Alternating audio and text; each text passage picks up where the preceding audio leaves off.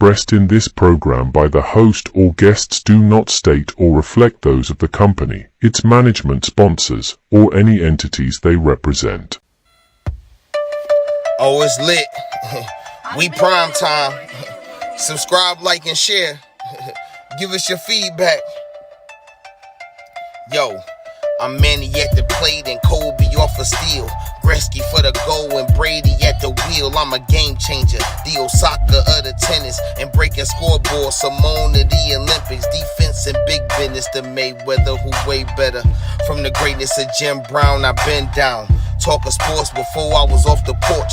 Screaming Bo knows while Jordan was playing horse. Late 80s getting torched by the drive and the shot. 2016 got a ring off the 3 in the block. They eased to forgot the cardiac kids. Price and Doherty, Bell in the Indian years. This who it is. Your host DeeTrynt, yo, that's a name banger. Come in the streets and talk sports with the game changer. Yo, your host DeeTrynt, that's a name banger. Come in the streets and talk sports with the game changer. DeeTrynt, GameChangaSports Talk in the Street Sports, streaming on multiple media platforms: Facebook, Twitter, Twitch, YouTube. Follow us on IG at InDaStreetzSportz or at DeeTrynt. If you missed the live streamings, you can catch the replays on Spotify, Google Podcasts, Radio Public, and various other streaming platforms. Just look for the InDaStreetzSportz channel. Like, subscribe, share, follow. Once you get in there, you will see GameChangaSports Talk with yours truly. Make sure you do the same thing. Wherever you viewing from, it should be a link in the chat. You can hit that link. Come on up. You know what I'm saying? Talk your piece. You get in the chat. We'll read the comments out loud as well. All the support is appreciated. Make sure y'all like, share, and follow while y'all on time. But right now, we talking Browns. All right. Unfortunately, right, we are going towards the middle of October. The Browns are currently approaching the final game of a 3-game road stretch, and they ain't won nothing, right? They ain't won, right? So, in saying they haven't won, you know, one wants to know, well, why aren't they winning? You know, are they getting blown out? Right? Is that what's going on? Are the Browns, you know, just so awful, right? That everything that they've done just has no impact at all whatsoever. Is that the case? Is it, you know, is it a lot of new bodies in there and they're just all still trying to figure out, you know, how to play together, how to utilize? Demetrius Thompson in the building. Appreciate you being in the building, my guy. We definitely gonna get to it in a second. The link is in the chat. Feel free to come up. You know what I'm saying? After the interludes, it definitely get you in. We gonna definitely chop it up. Moochie! That's what it do. So you know, is it that? You know, is it the coaching? Right? I mean, but you're talking about two-time coach of the year since he's been with the Browns. You're talking about a coach who was assistant of the year, right? You're talking about you know, a special teams coordinator who's actually, now listen, I feel like, you know, the kick return unit could do a lot better, but I think the kick coverage units have been very good this year. There hasn't been no real big breaks. Some people thought they was going to do something. They've caused a lot of turnovers off the kick returning and things like that. So I don't really think that it's I don't think the special teams is at fault right now. I don't think they have a quality returner. James Prochet is cool. James Prochet the third, like, he cool, but I would rather give that role to somebody who is going to at some point make an impact on the offense. And that way, to me, the person kick returning gets a chance to touch the ball on a regular. That's why I said Elijah Moore would have been a perfect candidate for me for that role, right? You put him down there, you put Jerome Ford back there, and you let those two handle that responsibility, right? So that way, you know, you could lean on Donta Foreman more on the power back side. You can have more reason to, interchange that slot receiver when Moore comes in because Moore is getting some type of touches. But the whole thing it just looks crazy, right? The Browns lost to the Cowboys, they've lost to the Giants, they've lost to the Commanders, and they've lost to who was the other team they lost to? Doesn't even the Raiders. And they lost to the Raiders. Okay. Neither one of these teams, with the exception of the Cowboys, right? The Cowboys actually predicted to be something or turn into something, right? But the rest of these teams are like bottom feeder teams. So it's kind of like, have we hit a point where we're looking at next season? Right? Are we at the point where we're looking at next season? Why would you say that? DeeTrynt, we're only in game 5. Why would you look at the next season? Context matters, right? DeeTrynt, Game Changer Sports Talk, Industry Sports, streaming on multiple media platforms, Facebook, Twitter, Twitch, YouTube. Follow us on IG at Industry Sports or at DeeTrynt. If you missed the live streamings, you can catch the replays on Spotify, Google Podcasts, Radio Public, various other streaming platforms. Just look for the Industry Sports channel, like, subscribe, share. Once you get in there, you'll see Game Changer Sports Talk with yours truly, right? So, to me, okay, and I know I'm kind of, I'll be little lost thought sometimes, but to me, the one thing that can cure this is time, right? And I say, look at next season. Moochie, what's good? How you feeling, baby? I'm cooling. Welcome up. I appreciate you coming in. Let me finish this up. We'll get right into some specifics for sure. So I say look at next season. Could that be a possibility, right? Because you look at Nick Chubb's on a 1-year deal. Wyatt Teller's on a 1-year deal. Joe Batonio's at the end of his deal. Jedrick Wills is at the end of his deal. So 4 of your 5 starting linemen are at the end of their deal. Either Pochich is on the last year of his deal. DeJuan Jones is the one who's here for a while. I think even Hudson is on the last year of his deal. So, I say look at next year to say, hey, the Browns have spent the last couple offseason getting weapons. You got the quarterback game right, worked on a receiver game, tight end game, they worked on a running back game, they worked on their defensive stars and things like that. And they've done it without having a lot of top round picks to help build for the longevity of the team. This is the first year that they'll actually have all their draft picks back. So if the season is not going like you want it to go, I think, just focusing on perfecting whatever system or identity you're going to have, right? And then calculating, okay, which pieces could I use to get something? Or is just having the cap space back more productive and they can go the route that Kansas City went, right? Kansas City won a championship. Tyreek Hill left. They got rid of the whole line, came back with a whole new line that fits whatever they wanted to do. They got a whole bunch of 6'8", 6'7" guys down there. And what happened? They've won 2 rings. Mm-hmm. You know what I'm saying?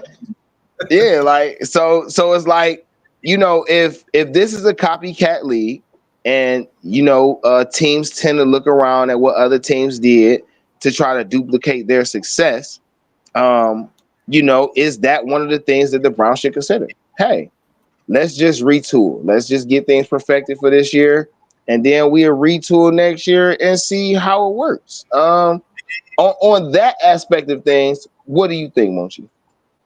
Man, I we see these things, and we see them once about 3.5 hours a week. That's what we see. Stefanski, the whole staff, the players, they're around each other all week. Flights, hotels, lunch, dinner, breakfast, even. They know what they got. They know what's going on. I'm not smarter than Stefanski. He's the head coach of the Browns. I give him that. I'm not smarter than Deshaun. He's the quarterback for the Browns, starting quarterback for the Browns. I have to believe that Stefanski knows what's going on. He's aware. Is he kind of strapped in between the GM and things like that? The owner, maybe. But still, as a man, you know, you got to make some changes to some things. You've been at this job for about 4 years or so, maybe 5. I don't know how long you've been the coach. Long enough. And it's been the same kind of production. See, that's what I'm saying. Like, you got people saying that, oh, switch out this and do this, do that. Now, we kind of know what it is. Deshaun Watson looks like a bad Baker Mayfield. But even when he was in there, he was kind of looking like that. There was some explosive plays here and there, but nothing that I can remember. I can't tell you about one play that Deshaun Watson has done that is memorable. You know what I'm saying? So they're going to have to make the decision, make the choices. Whether to me, off top, I mean, it's crazy. What I was saying earlier was that the Cleveland Browns is like a puzzle with missing pieces. You know what I'm saying? You got the time when we got Deshaun, or even when we had Baker Mayfield, this and the third, he got hurt, all this and all that. But then pretty much that Deshaun era, when he come in, he was suspended, right? So we didn't get the full season. Then we got shuffled quarterbacks that season. Then I think the next season he came back and some other things happened. But at another point in the time, he didn't finish the season in another season. So it's like all these missing pieces. You got Flacco in there. You got DTR in there. You got whoever. You know what I'm saying? So nothing's really been consistent enough to really get a gauge of it. So as fans, we're lost. As skilled as you may know, whatever you may know about football, whatever you go to the games, all the games, we still don't know what we really have because it hasn't been consistent enough. What has been consistent is the coaching. And that's always been the issue. It was even an issue when it's third down and you choose to do some other stuff instead of doing what you probably should work out. Even some of the fourth down stuff, I kind of like it, but most of the time I don't because it's like just punt or whatever the case is. Now I'm getting used to it. It's only 5 games, so we'll see how that goes as far as fourth down, which we're actually better at than third down. We're horrible at third down. And that's a real testament to what your team is. We can't convert third down. So, I mean, and you know, I'm not jumping ship. They don't have to win. They don't win a game. I'm still going to be a Browns fan. To be clear, put that on the record. I'm not going nowhere. It's going to work eventually. Come on now. But, you know, they still got to figure it out. And as men, you got to get it together. You can block us out, man. You don't have to respond to us. You don't got to tweet us. You don't got to like nothing we got going on as fans. Just do the job. We're there to support you, and you got to win. I don't know what you think we're going to do if y'all lose, and you're going to get booed. You're going to get talked about. You're going to be like, man, do this, do that. And that's expected. But when you win, you eat free. You eat free when you win. So, you know, that's what I want to see. I want to see a change, and I really think whatever Ken Dorsey got going on, whatever Kevin Stefanski got going on, they can figure it out. Maybe weed out some plays. I don't know what it is, but get to some plays that work. And I got to say this as well. Because it's 1A and 1B when it comes to the offense. It's the head coach, offense coordinator, that situation, that combo, and the quarterback. I've seen Deshaun Watson play bad. I ain't got nothing to do with the plays. He ain't throwing the ball. He taking sacks. And it's just what it is. And then you put that into account with any other mistake that can happen in the game. There will be drop passes. There will be missed blocks. It happens, but it sticks out when the quarterback ain't really getting it going. It seemed like I know he don't catch the pass, but some of them passes he could have threw. Several film out there at this point that shows that he's not throwing the ball to wide open receivers, whether they drop the ball in the end zone or not. You know what I'm saying? So it's just one of those things. I mean, it's a whole combination of things. No Nick Chubb. So the other team I gotta respect nothing we doing on the running game. And then, you know, missed passes or whatever, or drop balls. It's just a lot of things. Miss blocks. It adds up. So at this point, pride is on the line.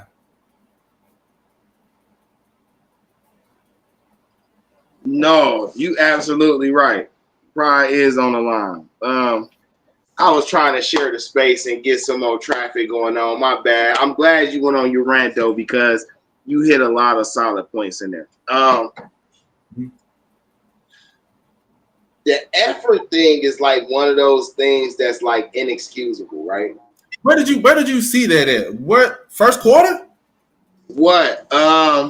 Where did I see it? Who would it I've have seen been? it all year. It's the plays, right? It's the certain plays, right? Let's. I love JOK, okay, but let's start with crucifying the stars first, right? Yeah. And I don't mean crucifying a way of negativity. Let's just point out the facts. David Njoku has missed 7 game-impacting tackles thus far this season. David Njoku has missed at least 7 game-impactful one-on-one tackles this season. Zadarius Smith and Myles Garrett still take bad angles when it comes to containing quarterbacks inside the pocket. Those things are not on coaches. You've been playing defensive end majority of your life. If you don't know after $100 million in cash and several years in the NFL that you have to contain the pocket first, nobody can teach you this shit. This is my opinion. Nobody can teach you. They've already tried. You're not getting it. Okay. When I see offensive linemen getting pushed in the backfield, that is not on the coaching. There's nothing Deshaun can do about a grown-ass man getting bullied on national TV. I don't understand. Right? When Martin Emerson is getting cooked on one-on-one defense for 6 and 7 and 8 series in a row, I can blame Swartz for not subbing his ass. I can't blame Swartz for him getting beat. Okay? When Devin Bush takes the wrong angle on a sack and gets stepped up in front of by the quarterback and blows right by him, I can't blame the coaching for his bad tackling. When a running back runs over Jordan Hicks in the middle of the field, I can't blame the quarterback or the coaches for bad tackling. This is a lack of effort. Yeah. This is a lack of care. You don't care that you're getting embarrassed. You just care that you're getting paid. You don't care that by you not doing your job affects everybody else around them doing their job. You don't care. That's effort. You cannot teach hustle. You can't teach it. You either got the hustle in you or you don't. You can't teach it. You can't teach initiative. You can't teach hunger. I can't teach you how to want it. This is an individual player's responsibility for all those who's lost, who's internally. I'm speaking on effort.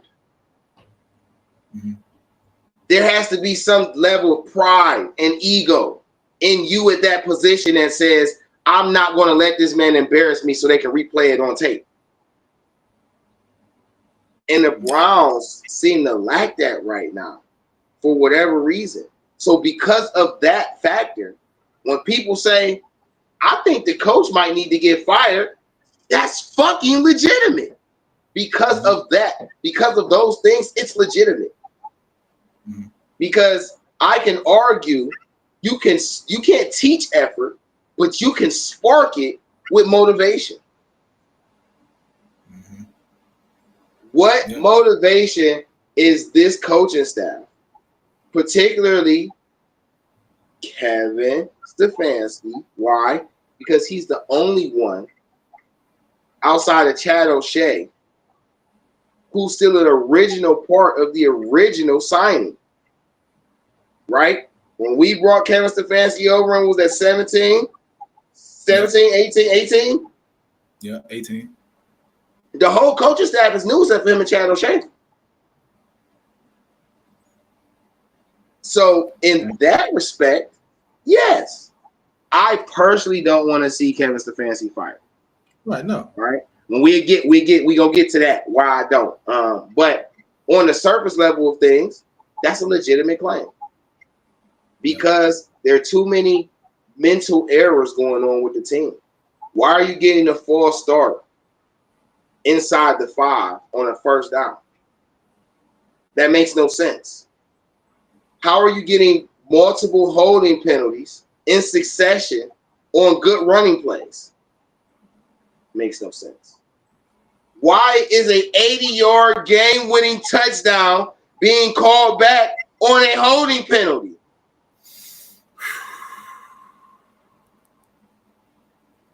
Like, don't get me wrong. We all know that, the national media and most of the referees don't like Cleveland. We don't get a lot of calls. But why are you even putting yourself in a position to have to rely on these calls? I don't understand it. Munchie, man. So you was about to ask me. Well, culture. That's a key thing to what the Browns got going on, because unfortunately the Browns have probably the worst football culture.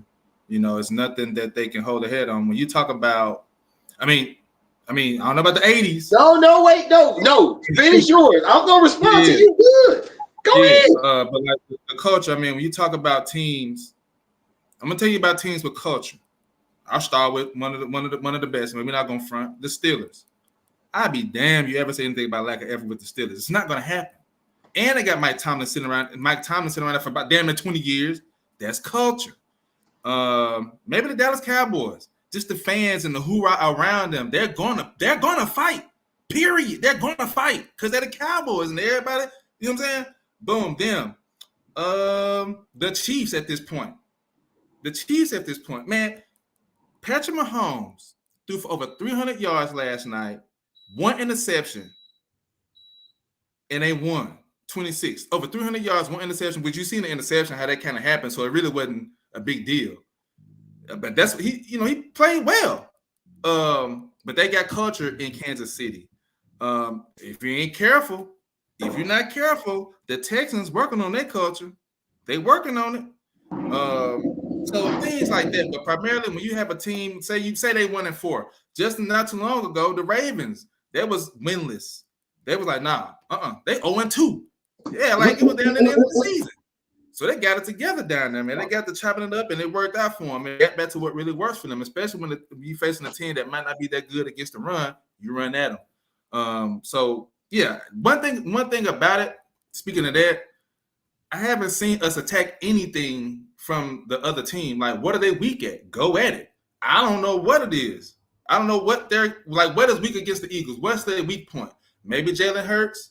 Maybe the fact they ain't got receivers. Like, look. If AJ Brown and Devontae Smith are not playing in that game, we should win. I don't want to see another no-name guy come out of here balling against our secondary. It just don't need to happen. So to me, some of that is coaching. Yeah, there is this and that, but maybe press them a lot more. I don't know, but you got to figure it out. But the main thing about it is culture, and we just don't have that type of culture to find a pride in us to be like, oh, we Super Bowl 5 years ago, and we can fight with that, or just balling out, just completely balling out, making perennial playoff appearances. Those things help. Winning the division, those things help. And when you haven't done that, you'll get what you're saying. Oh, guys, just making business decisions, just wanting to get a check, seemingly. Which I don't even go that far down the road when it comes to lack of effort and people getting checks. It's men out there, and it's other guys out here really want to play for the next spot or just stay on the team. So yeah, I'm kind of. We got to get that culture right, and the only way to get that culture right is to win. I'm glad. Hold on, let me do some status identification. DeeTrynt, GameChangaSports Talk, InDaStreetzSportz, streaming on multiple media platforms: Facebook, Twitter, Twitch, YouTube. Follow us on IG at InDaStreetzSportz or at DeeTrynt. If you missed the live streamings, you can catch the replays on Spotify, Google Podcasts, Radio Public, various other streaming platforms. Just look for the InDaStreetzSportz channel. Like, subscribe, share, follow. Once you get in there, you will see Game Changer Sports Talk with DeeTrynt. Do the same. Make sure y'all check out the website, InDaStreetzSportz.com. Catch the latest articles, things like that. If you want to have somebody spotlighted, you want us to bring something to the table, conversation, whatever the case, right? You might even be able to go out to the field and actually shoot some film. Man, hit us up. Hit us up on the website. Leave a comment. Hit us up at the emails, DeeTrynt@gmail.com or InDaStreetzSportz@gmail.com. It's yours truly, DeeTrynt, my guy. Is it Munchie or Munchie? Munchie. Okay, my guy Munchie, diehard Browns fan, man. Very, very great guy. Up here, we talking about Browns. What's going on with the 1-4 start? He was just talking about culture and the aspects of culture that he was speaking on. It's valid. It's not the point of view I come from, though, per se. When I look at the culture, I'm looking at the Browns' history up to this point, the entire history, right? And what I think people do not give Kevin Stefanski credit for is actually changing a toxic culture to one where players want to be here. That is a significant difference maker. Cleveland is not a place of attractions. Ohio is not a place of attractions. You don't get $100 million and tell your family, hey, we should move to Cleveland. It's not what you do. There has to be something else that makes players want to play here. Before Kevin Stefanski and Andrew Berry, nobody wanted to play here. And if they did come, they were given terrible contracts at bottom, low-tier parts of their careers. Hey, Kathy, appreciate you, darling. So, for me, I feel like they've changed the culture a lot. You've said something, you mentioned something about tenure when you mentioned Tomlin, and you're referring to the longevity of their coaching staff. Well, let's be clear. In order to have longevity, you have to stick with something. If we're talking about firing a two-time coach of the year who's barely over 40, then we're not really talking about changing the culture, are we? Because the man hasn't really done nothing to be fired. He just haven't done what we expected him to do. The problem with these expectations that we have of the Browns are they're unrealistic, right? I'm part of the problem too. But let me point out why it's unrealistic. We want the Browns to be a Super Bowl contending team, and they've never won a division. How'd that happen? How'd that work? Yeah, so we're skipping steps. Yep. We've never had an MVP of the league where we're talking about multiple players that's in the top 5 of their positions. Something's not adding up. I'm not saying that the talent and the evaluation is wrong. I'm just saying the expectations don't line up with the resume, right? Yeah. The Browns have to actually win 3 or 4 or 5 games back-to-back in succession. They haven't done that. Get that culture. You see what I'm saying? So we change a morale culture here. That has been changed. We were 0-16 less than a decade ago to having one of the top talent rosters in the league.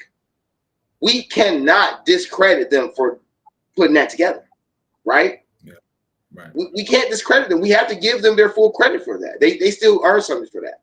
Us Browns fans are not being realistic about where we're at. We're talking about the sky is falling, and the sky isn't falling.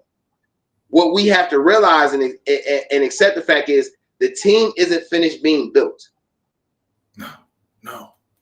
The team isn't finished being built because, let me be honest, right? Amari Cooper is not the long-term number 1 receiver. So let's talk about what teams do when they get a franchise quarterback. They draft a quarterback, and then they find a long-term number 1 wide receiver solution. Name a team that has a new quarterback that hasn't done that. Tua came in, they gave him number ones. Herbert came in, gave him number ones. Right? Who else? Caleb Williams just got here. He got a couple number ones. The Titans got a BS quarterback room altogether. And they got number ones. I'm not saying Amari Cooper is not number one. I'm just saying he's not the long-term solution. At least from the way y'all have drawn up the contracts and y'all went about putting the team together, he's not the long-term number one. But we can say Jerry Jeudy is the long-term number two. We can say for the foreseeable future, Elijah Moore is going to be here, and so is David Njoku. So your number one quarterback doesn't have a number one receiver. His number one tight end has been down. His number one running back has been out for almost 2 seasons. What are we talking about? Mm-hmm. The line is shitty. Mm-hmm. What are we talking about? I seen Steve, and I love Stephen A. Okay, first off, Stephen A. funny sometimes. Yeah. That old Deshaun is so awful. If they wanted to arrest him for being awful, I'll accept it. Was hilarious. That shit was hilarious. Steven, I can't even knock you for the joke. Okay, like he did. He did. But what I don't like is how people take shit out of context. You get mad at Deshaun for not being a leader, but for the last 3 weeks, he's been yelling and doing everything he can from a quarterback standpoint to try to get these cats in line. Right? He's done it. Right? What did Deshaun do? Okay? On percent play, let's talk about what happened. The Browns get inside the 5. They don't get yards on one play, catch a false start, drop a wide open touchdown, and then on the next play, you have 12 men in the huddle. Now, for all those that don't understand how the rule works, 12 men in the huddle doesn't become a penalty until the huddle actually forms. When every man is in the huddle, then it's 12 man. You see, let me tell you something. How Washington's smart. That nobody was peeping. They offensive line don't even go to the huddle. They offensive line go to the ball. So they can count. The only people in the huddle is the receiver, the weapons, and the quarterback. Which means this helps alleviate the possibility of 12 men in the huddle because there are always only 7 people in the huddle. Is it even the huddle? Right. Is it even a huddle? Right? So you can't get 12 men on the field until the quarterback is in a set position to receive the hike. Deshaun, being smart, says, why the fuck is you out here? You see him saying on the camera, why the fuck are you out here? Then you see Cooper counting. You know who he was asking, why are you out here? He was asking it to Cooper. Cooper, why the fuck are you out here?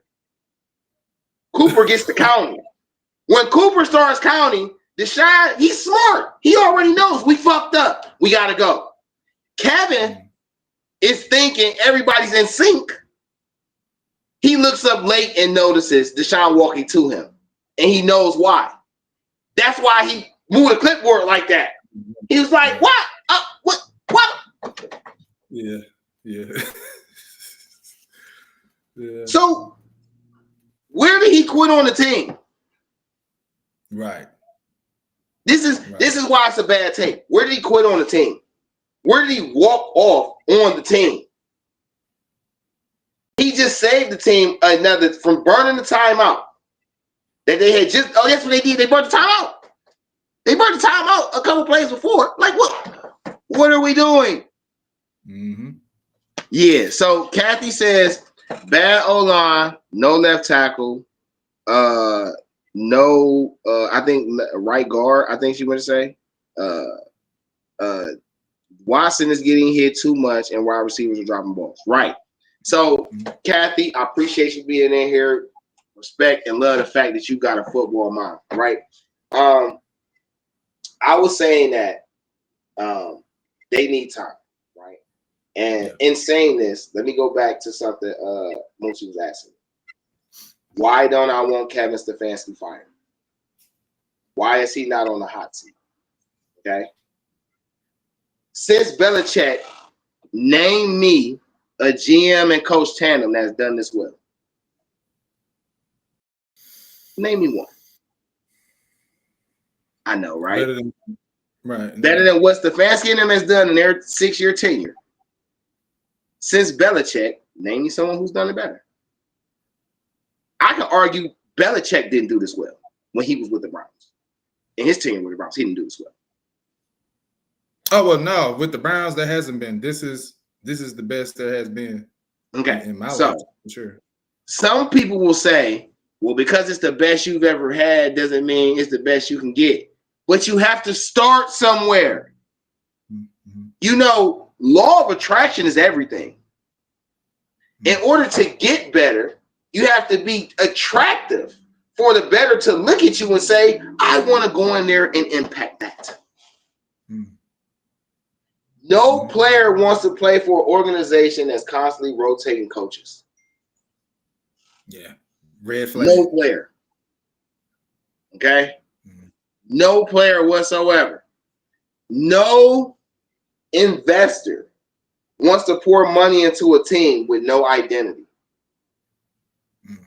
All right?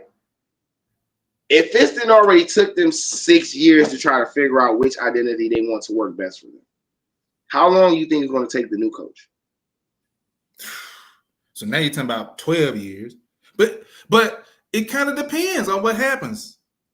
It kind of depends on what happens. I mean, I'm for that. I am for that.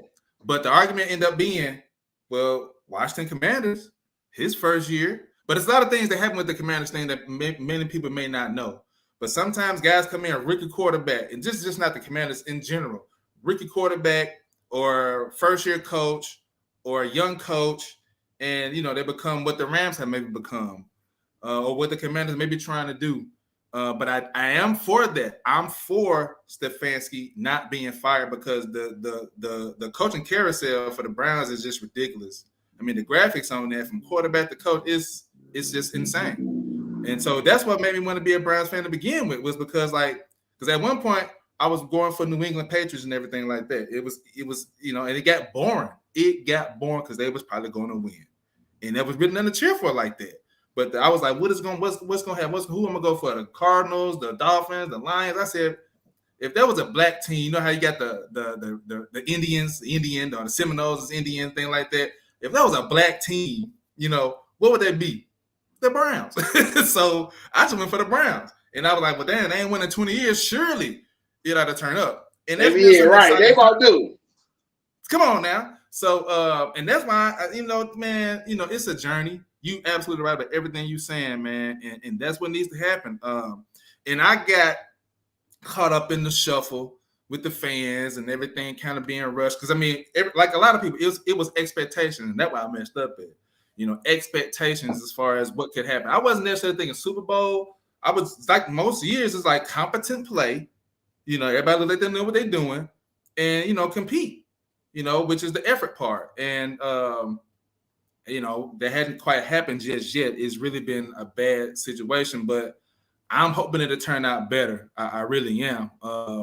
Because it's, I don't know if it can get any worse at this point. The Commanders thing, the not knowing who need to be on the field, which takes me to this other point and I think it starts with the coach for sure. He needs to be the head coach and not the OC as well. You know what I'm saying? Because you can focus on, there's 12 people out there. Or, this person, that person, or whatever's going on besides calling the plays. Let somebody else call the plays. Calling the plays, that big ass clipboard they be having all the time. Come on, man. That's a lot. And I'm sure they know what they do. Wait, Munchie, wait. Let me reinsert something at you. How long have you been with Browns fan? So since 2017, that was the year they didn't win after they had the 0-16. Okay. So all right. So that was my year. Right before you joined us, Jimmy Haslam implemented a system with Hugh Jackson where the head coach is in control of the coaching staff, right? He is the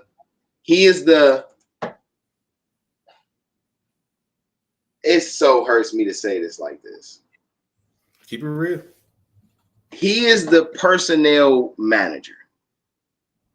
Okay? What I mean by that is he has say-so over every other coach on the staff. Right? But he doesn't have absolute say-so on every aspect of the team. And that's where some people who do understand are mad at Jimmy Haslam. Because the GM and the coach builds their own relationship. But in level of hierarchy, the GM reports to the owner, and the head coach reports to the owner. Or the GM? No, he reports to the owner. Whatever relationship the GM and coach have is their own building. That's why Kevin Stefanski chose his friend to be the GM, somebody who knew the landscape. Right. This is some shit Paul DePodesta influenced them to put in. Now, this was coming off the Sashi debacle with Hugh Jackson because Sashi Brown put a stop to everything Hugh Jackson wanted to do. Hugh Jackson wanted to draft Myles Garrett and then turn around and trade up and draft Deshaun Watson. They didn't want him to do that. They put a block on him. He wanted to draft Patrick Mahomes. They put a block on him. It was quite a other things that Hugh Jackson wanted to do that they put a block on because Jimmy Haslam wanted to tank. He wanted to clear the books. He wanted to reset, and he wanted to have and able to bring in a fresh pot of players. I had no issue with him doing that because we wouldn't be here today had he not done that. We wouldn't have the players and the talent we have if he wouldn't have done that. Now, we can argue semantics. You know, this coach or this GM could have made this decision here and there. But you're talking about guys who were hired at 38 and 39 years old. What fucking 38 or 39-year-old coach and GM you know is just going to come in and be excellent for a franchise who ain't never been shit? That's unrealistic expectations without the proper time. I tell people all the time, a new coach needs 5 years to just get his system in place. He has to clean out. He has to evaluate what he has compared to what he's trying to build. He has to figure out where he has to adjust to maintain whatever star players he inherited and group new players with them. Then he has to get his draft picks right. He has to get his cap situation right, and then he has to get his new players right. You know, the bench players. You know, the developmental system. He has to get that right. Some coaches come into a situation that's already good for them, like a Mike Tomlin, like a Harbaugh, you know, like even McVay. You know, these guys come into situations that's already tailor-made for success. That is not what Kevin Stefanski and Andrew Berry inherited. Right. So you're putting these expectations on a team that was not given to a regime that was not given that. It's unfair.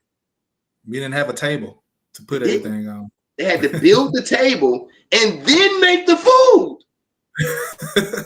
Now you're mad because they're still improving the menu. What the fuck are they supposed to do? Right.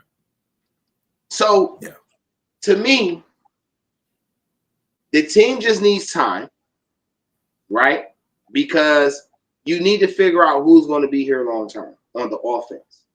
The defense doesn't have that problem. The defense have a misuse of personnel problem. But I think I mean, they dealing with hella injuries, right? Juan out, Alex Wright out, Mike Hall been out, Garrett's been slowed down. So we cannot act like these things aren't happening. Oh, but when you have these teams or you're that deep, you're supposed to be able to next man up. With what identity? What are you next manning up for with no identity? And we're really done without Chubb. Right. You know, because you said something about identity. I mean, making business decisions. It's hard for me to make a all for the team business decision when the team don't know what they're going for. So you want me to go all out with no direction? You made that shit up. Right? So this is a time thing. In my opinion, the Browns have all year to get it right. You have until week 17 to figure out what your identity is. So that way you know exactly what offensive line you need to regroup, because that should be your only focus in the offseason is retooling this offensive line and figuring out who your number one receiver is. And the rest of your linebacker. But I've been ranting. Munchie, what you got, baby? What you got for me? Man, let me see. The one thing I can say about this current season, where we're at now, and if it extends, say we go this month and don't win, you can see what the problem is. I mean, you can't, you can see what the problem is. The way that we're losing, we're not even in the game like that, and so there's a lot to be said to that. You can figure it out who it is and what it is and what can be done. The coaching.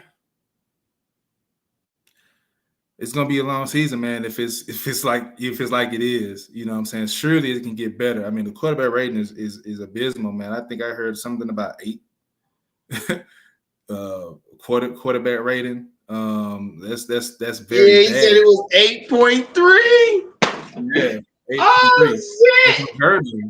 It's unheard of. And I just with the longevity that you're speaking of, it's been there. Deshaun Watson been here. Why does it look like nobody been here? That's not fair, Munchie. That's not fair. I feel like that statement isn't entirely factual. When people say Deshaun Watson has been here, in what capacity are you speaking of? His presence? Definitely not on the field. Okay, so we're trying to say that in barely 19 games over 3 years, he should have it figured out. But we're saying he's had to change wide receiver groups, running back groups, O-line groups. He's supposed to be consistent in a new offense. Make that shit make sense. I wonder how new this offense is. How new is it? And Stefanski still kind of says yes or no. Because, okay, the problem with Stefanski, personally, individually, is he's stubborn. You're stubborn. Sometimes you could be so smart, you're stupid. Humbleness is a superpower. I've always said this. Being humble is a superpower because it enables you to see the entire playing field without emotional restriction. Even when you don't want to be, being humble opens up so many different perspectives that you would have never seen by not being humble. He needs to simplify the offense for an entire game. He needs to utilize every weapon at his disposal for what he has and not for what he wants to do. My problem with him going empty backfield is you don't have 4 receivers that can consistently beat one-on-one coverage. My problem with you always running shotgun is you're telling the entire league Deshaun Watson cannot perform from under center. sometimes you can get off of an impression that you don't even realize you're giving off. But to Kevin Stefanski's defense, this sports media sucks ass. Mm-hmm. Cleveland sports media is abysmal. Yeah, I don't like Adam myself. Adam the Bull. That's about the only one I really know that I kind of see. He's something else. The best ones we had is Jim Donovan, who's now going not doing it anymore for health reasons, and we missed him. Nathan Segura, who I love Segura.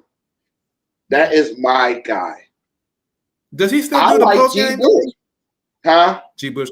Does Nathan still do the post game? Like, I think he's got elevated, so I think he does, but it may not be what we're used to. Okay. Yeah, G. Bush good too. He cracked me up. So Kathy says, she asked a question, Munchie. She says, and we gonna get right back to you, bro. I didn't mean to cut you. My apologies. Why are the fans and local reporters against Watson? Miss Kathy, I don't know what your cultural background is, okay? And I can only tell you what I believe. And to give you context, I've been born and raised in Cleveland. I've been a Cleveland sports fan for 40 years, okay? Since I came out the womb, I've been a sports fan.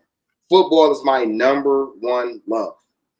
I don't think there's too much a person can teach me about football except for the new terminology, because football is still football at its core. And I can explain to you how every position works on any part of the field at any given situation. This is where my football knowledge goes, right? The problem with Cleveland is Cleveland is still openly racist. Be very clear. Cleveland is still openly racist. I don't know if you live here, and for those who don't live here or have never lived here or only visit here, there are certain communities that only host certain cultures. And if you're not from that culture and you're caught there, you could be caught in a potentially life or death situation. Because this is still prominent here, and the Browns are the most beloved team here, anytime a black man is a quarterback in this city, it is a conflict because he is black. Most of the fans and local reporters who are against Watson because he's black.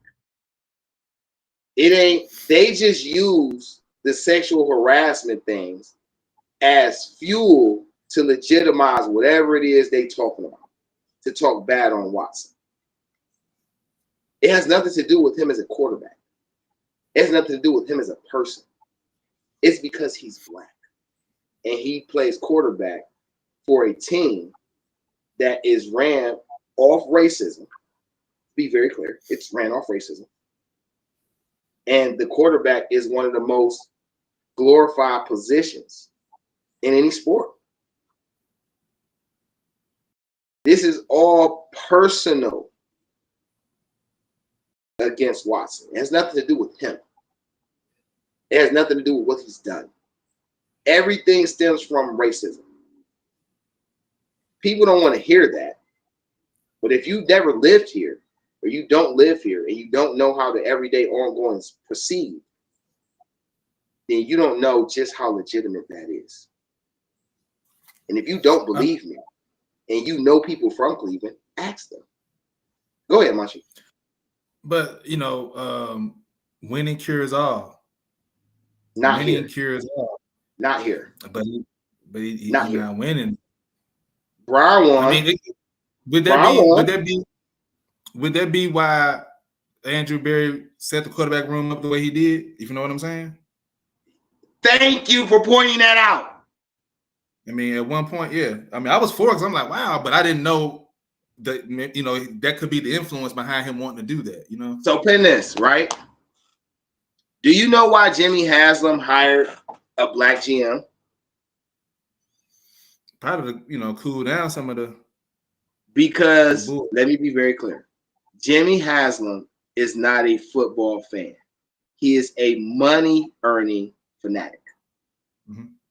His wife, Dee Haslam, is the football fan. She is a diehard Cleveland Browns fan. She has been her whole life. As far as I know, she's been her whole life. She got it from her parents who were Browns fans. Okay? This is from what I know. I don't know how, but this is from what I know. Nothing I came across has contradicted that. Even though down to how Jimmy moved or how he talked. Because if you notice, a lot of people report to D and not Jimmy. Yeah. You will hear them say, oh, they had a conversation with Dee Haslam. Oh, Dee Haslam put these things in. Yeah. Because Dee Haslam is the nurturer. She is the woman, right? We know what women do. They add, they add to it. She's doing her job. But hold on, bro. Hold on. I hate when I lose my train of thought like that. But you were just talking about the situation, the racism, and what. Okay, so before Andrew Berry became the GM, we had Lombardi, we had a whole list of guys. All right, none of those guys ran the team right. The only GMs that he's had that's actually did something positive for the team were black GMs. Sashi Brown came and corrected all the books. He got his draft picks in a position to get more draft picks. He cleared out all the bad contracts. When Andrew Berry was here, in that stint when he was under Banner. Is Banner? I think Banner. Mike Banner was here. And Mike Banner was here right before we drafted Baker and we got Dorsey in here. Andrew Berry was here. Yeah, that was that first year we drafted Baker. So the years that we got Myles Garrett and the years that we got Baker, Andrew Berry was an assistant on the front office staff. He left and went to Philly when Dorsey came in. We seen what Dorsey did. He did a few positive things, but in all, his pride was bigger than his talent. Right? So on top of that, most of the best players in the league are what? Black. What great black player wants to come play for a racist white GM? Let's be very clear. Who? I understand that people feel like I'm pulling this race card. Race is not even real, but I'm pulling this race card thing. But I like to talk on facts. And when you speak facts, all that other shit doesn't matter because a fact is what you can prove. Okay? So, in saying I have a Myles Garrett here, I have a Nick Chubb here, I have a Denzel Ward here, which are my best three players. Why would I keep a racist GM here? I probably should put somebody in this front office who they can resonate with, which is what was publicized when they hired Andrew Berry. They talked about having somebody who looked like them in the front office making decisions where they feel protected. Then he had Baker. Then he had Tyrod Taylor as backup.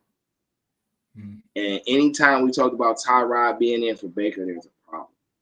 Just as recently as last year, they were talking about Flacco over Watson. What it goes to show you is that when there's a white quarterback in the room and a black quarterback in the room,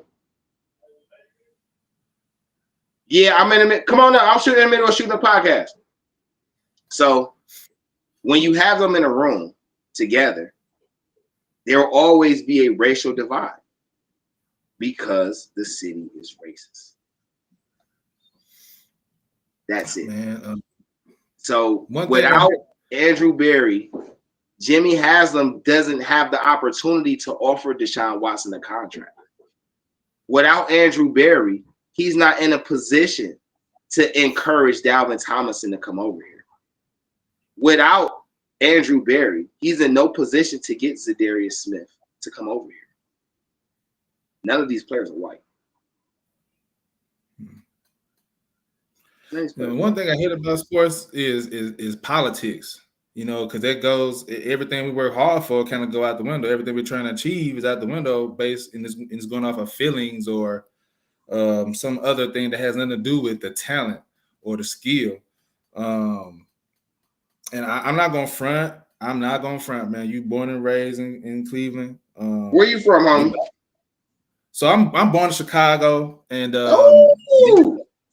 when I became a Browns fan in Memphis, and that's where I was for like 13 years. And then I just moved back down to South Arkansas. I graduated high school from down here. So I'm in South Arkansas right now, but became a Browns fan in Memphis. And most of my years being a Browns fan was in Memphis. But I'm from Chicago. And I mean, I'm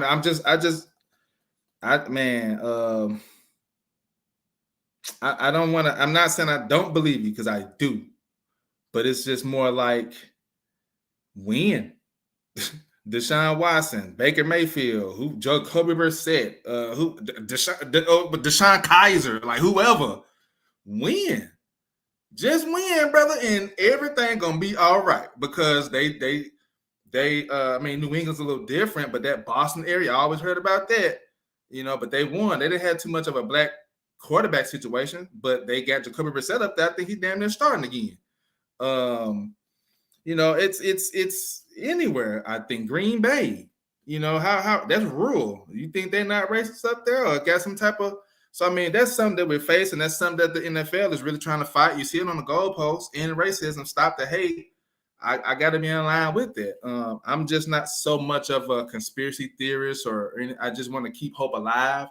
But, you know, different experiences that you may have had, you know, in the stadium or around Cleveland, that's your experience, and I can do nothing but respect that. But just as an organization and as a business, and if that's what the man want to do to alleviate that type of hate that's going on, I'm for it. You know, that's a good decision to do that. Hire Andrew Berry. I think he's been okay. We got to draft a receiver. He got to do better at that.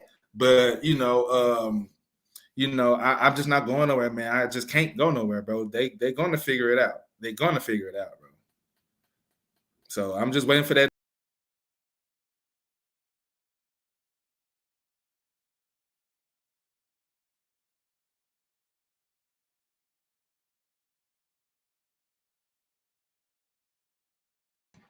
Right. What happened? Do that by sticking with. Okay, there we go. Hey, was you able to hear me still? Yeah, no, it wasn't you. Listen, it was on my end, but I'm moving around and shit. So I think I probably kind of like fuck with the Wi-Fi. I kept my jurisdiction on the Wi-Fi and shit while I was walking around. It's cool. Yeah. But no. You know what? As far as burying the receivers, right? Andrew Berry shouldn't be picking the fucking receivers. Who should be doing that? That woman? Whoever the fuck the offensive coordinator is. All right. Let him cook. Let him cook. Man, listen, when it comes to Kevin Stefanski calling the plays, I don't have a problem with Kevin Stefanski calling the plays because guess what? For every one play that a person can say, Stefanski, this was a bad play call, I could point out 3 plays they fucked up before he got to that call. Man, there you go. There you go. The drop pass, the missed block, he got sacked. You know, yeah, you're right. You're right. We're not able to finish the drive. Or if it's a turnover, we're not able to finish the drive. You're right. Then you turn right around. And just on that note of, okay, you do this and then this happens. Then the defense fucks up. The defense is getting an ass whooped this year. And people act like they don't see it. It's not everybody. I have quite a few. Shout out to my OTC cats. They call this shit out. But the media don't call this shit out. The Browns defense was projected to be one of the greatest ever coming into the season. They're giving up almost 30 points a game. Yeah. That is not on the offense. I can argue every time the offense catches a rhythm on a drive, the defense fucks it up. I seen the Browns run multiple 15 and 10 play drives this season. Good ass drives. Deshaun Watson in one game went 14 for 14. Come on, bro. Oh, Kathy, you from the shot too? Appreciate that. Shot Town. I fucks with y'all Shot Town people, okay? I got quite a few close ass homies that's from the shop. Bo, what's good, baby? So you know, I'm like you, right? I'm positive about the Browns all the time. Okay. I am a person of resilience. It is hard for me not to say there's no such thing as impossible. I'm always come from the standpoint of bad shit is going to happen. It's inevitable. What you do is you take the positives, sweep out the bads, and then build off the positives you have. That's me, right? And right now for the Browns, the most positive thing they got going is RPO and downhill running. This is what I mean by Stefanski needs to simplify the offense. Jerome Ford is not a number one running back right now. He impacts the team way more by being able to be a second running back, a receiver out the backfield, and a kick returner. Pierre Strong definitely didn't run back no kicks. I seen it now, brother. You're a running back. You had no juke in you. But he could use Pierre Strong and Dante Foreman as a 1-2 power punch. How do you line up in the pistol with one running back? I've never seen that. It's not a pistol. That's a shotgun. Yeah, shotgun.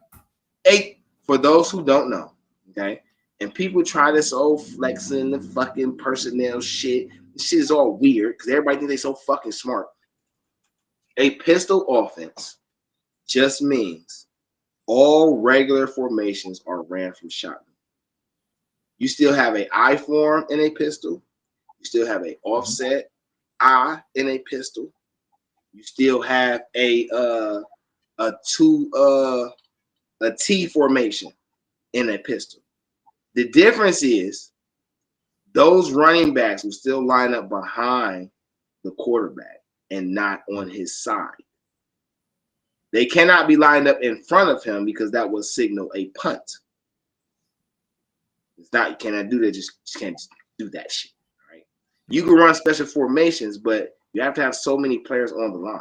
7 players have to be on the line of scrimmage, which means, for those who don't understand, yes, sad that you have black YouTubers going after Watson. Okay, now in our, now we would call them Uncle Toms, right? Or we can call them coons. I wouldn't attack them in that way. That's just the consensus name for them. What I will say is a lot of these people have been whitewashed. And what I mean by that is you get to a point, or some people get to a point where if I can't beat them, join them. That's the best way I can simplify that. If I can't beat them, join them.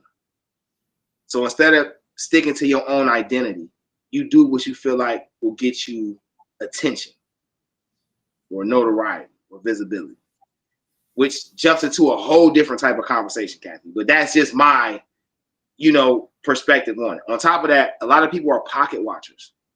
I cannot stand a pocket watcher. You know why? Because what a person makes is none of your business.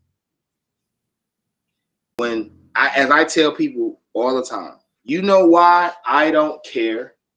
For one, I learned that comparison is the thief of joy. All right?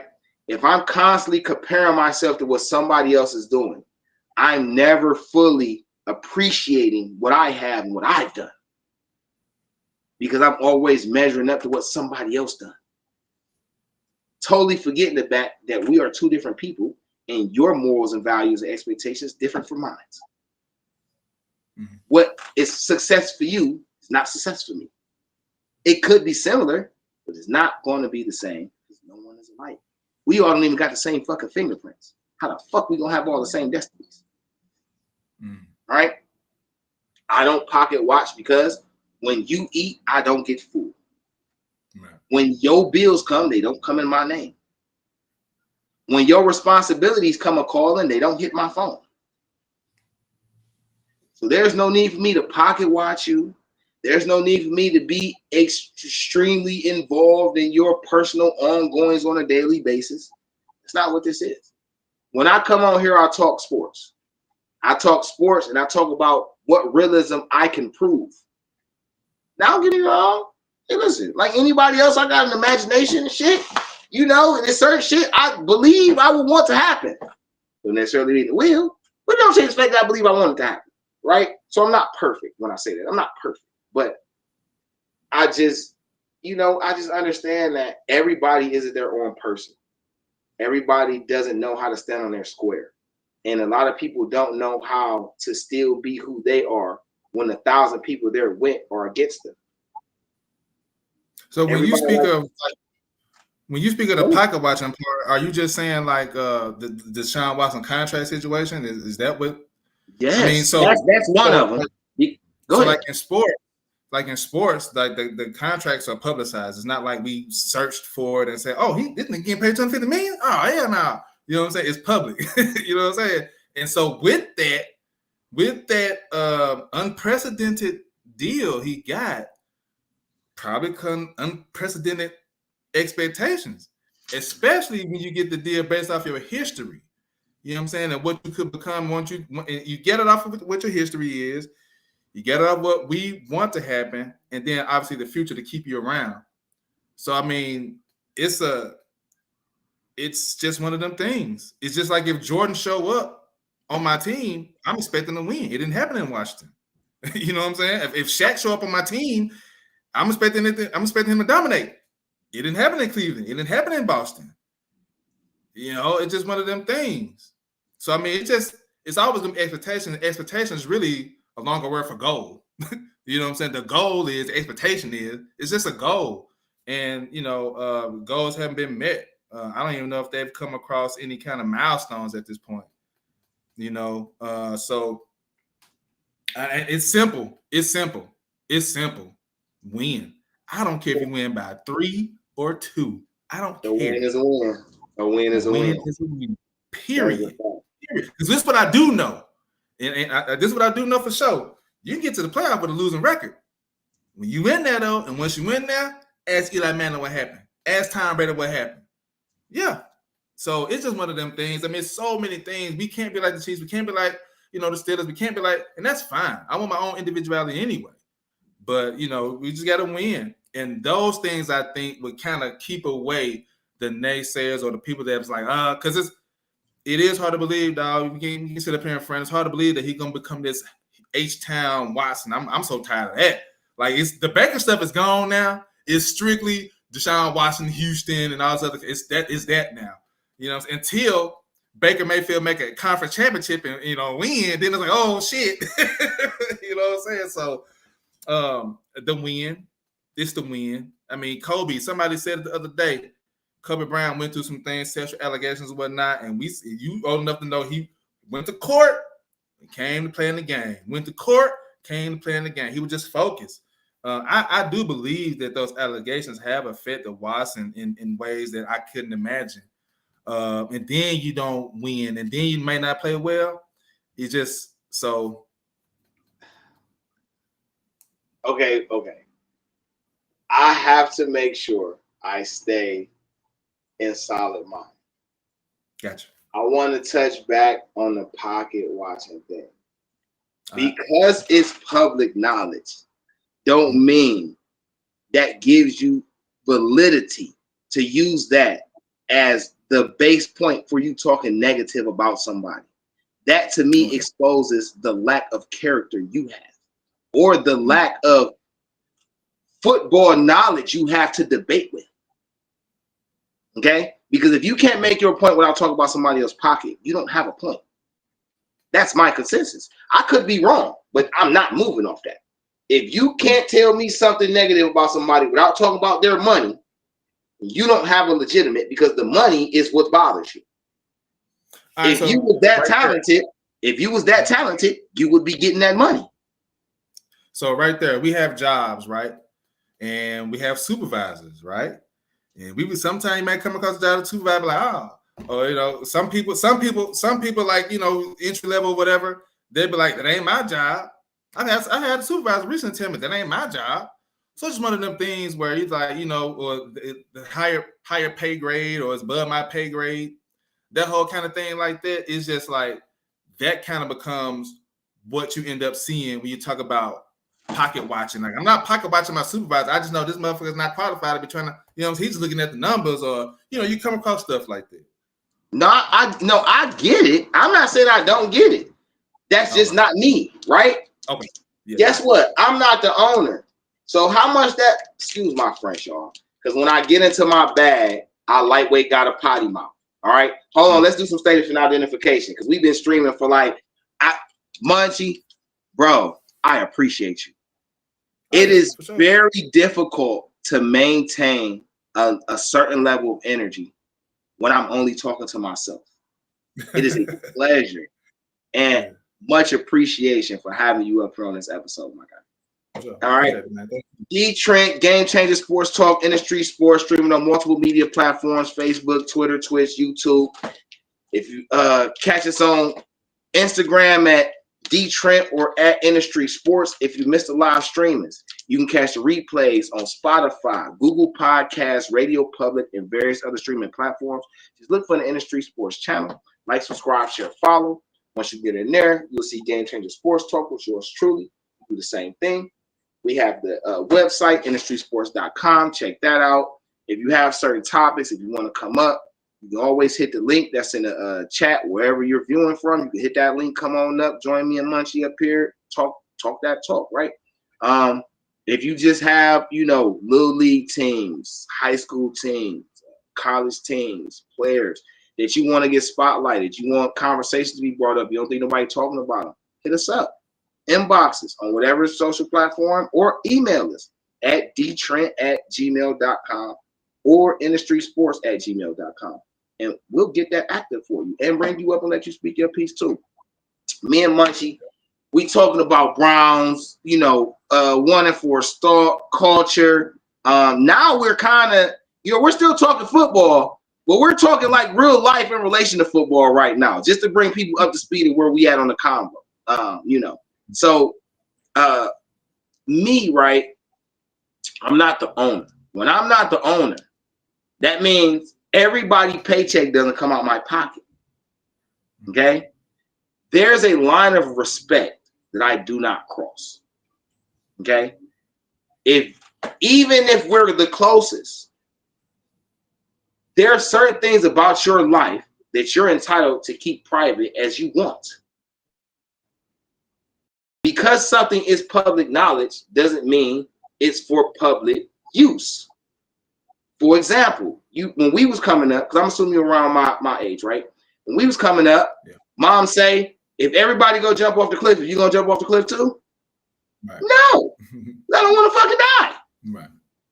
Right? So with that being said, just because everybody else talk about the money don't mean you can talk about the money too. Because it's an opportunity to do something doesn't mean you should do it. Something my father taught me. If you do something just because you can, then you have no real reason to do it, and you probably a POS person. Character.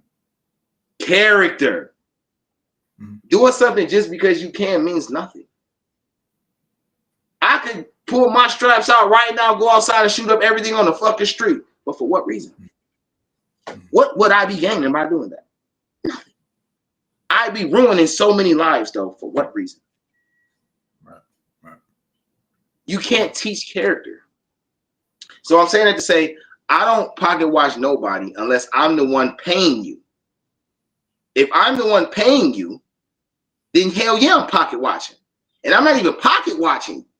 I'm work watching. Bitch, am I getting what I pay for? Mm-hmm. If I just paid you $100,000 a year, am I getting $100,000 worth of results?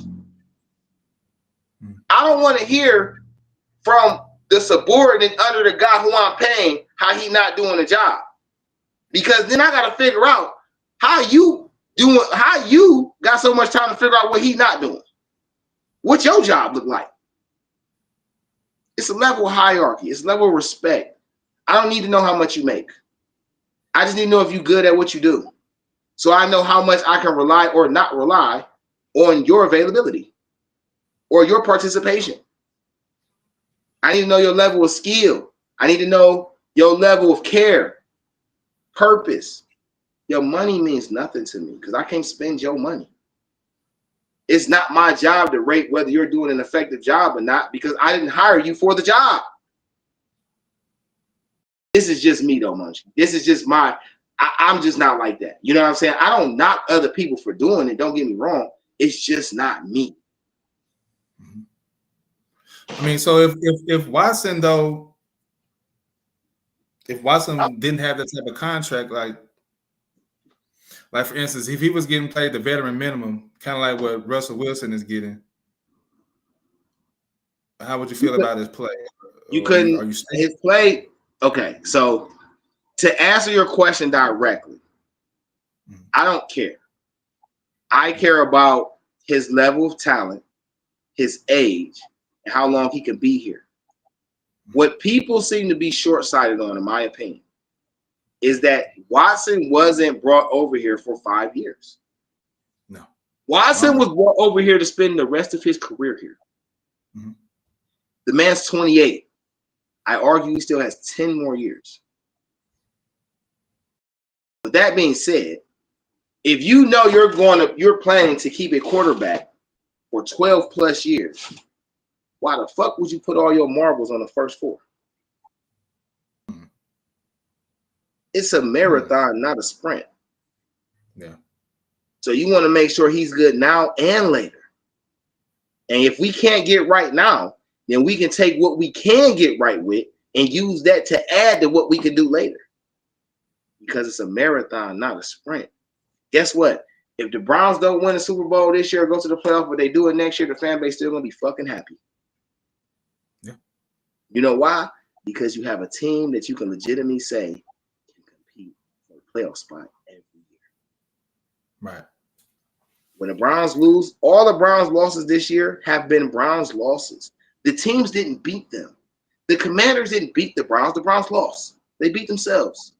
The Giants didn't beat the Browns. They beat themselves. The Raiders didn't beat the Browns. They beat themselves. The Cowboys didn't even beat the Browns. They beat themselves. Mm-hmm. So, context, if the Browns don't beat themselves, I can argue they're probably 5-0 right now. Yep. Yep. Playing straight up and down football. Absolutely. I believe that. I definitely believe that. And so that's why there's still hope out there because it's so bad. Surely you guys are going to figure it out because you're professional athletes. You've been practicing. You know, hopefully you love one another. You know what I'm saying? Hopefully you're there for one another as brothers to be like, you know what, man, we're going to get this because fans still going to be in the stadium and we still going to root. We might be talking shit. And hopefully they don't. I always hope that these athletes don't be on social media and kind of looking at their names being tagged or whatever the case is, man. Stay off the internet. Stay off the internet because it's just ridiculous. You know what I'm saying? And so if they're not doing that, their confidence is up, they'll get it together. You know, all they kind of got to deal with is the media. And you said kind of how the media is there. So and that changes with just some better play, man. It's just that's all. Nah, wait. These particular pause. First, Kathy P says. Yeah, look. Kathy P says Joe Burrow is 1-4, like Watson, with a great team, and no one is on him. You know why no one is on Joe Burrow in the state of Ohio where he plays quarterback? I'm so sorry, darling. And I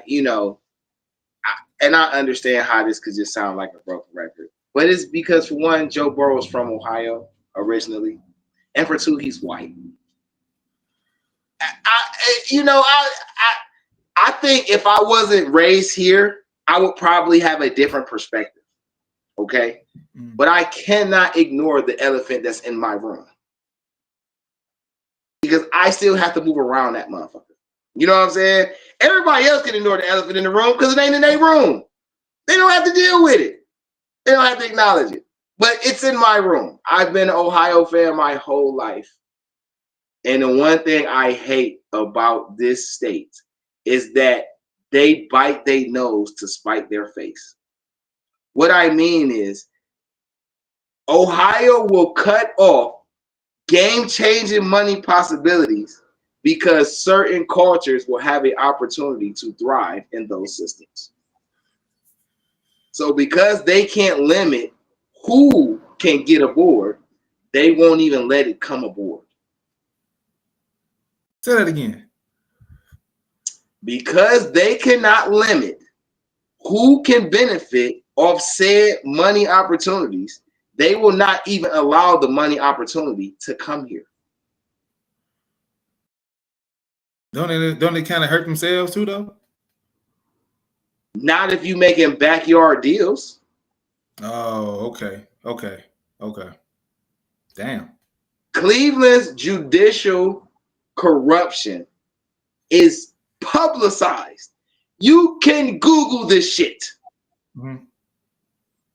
You Google it. A lot of money. Listen, so for context, I went to Le Cordon Bleu in Arizona. Chef school. Yeah, Scottsdale. My guy.